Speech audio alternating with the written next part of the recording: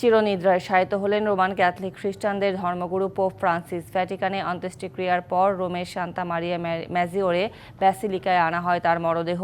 এখানে কড়া নিরাপত্তা বেষ্টনীর মধ্যে সমাহিত করা হয় পোপ ফ্রান্সিসকে। স্থানীয় সময় শনিবার দুপুরে সেন্ট পিটার্স স্কয়ারে শেষকৃত্যের পর রোমে সমাহিত করা হয়েছে ক্যাথলিক খ্রিস্টানদের ধর্মগুরু পোপ ফ্রান্সিসকে।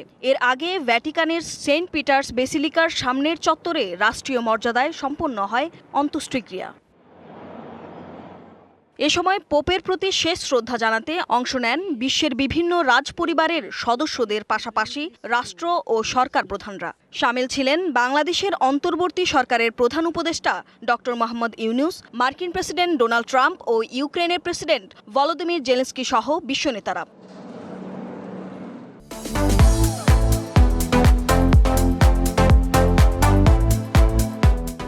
গেল সোমবার ৮৮ বছর বয়সে মারা যান আর্জেন্টিনার বংশোদ্ভূত পোপ।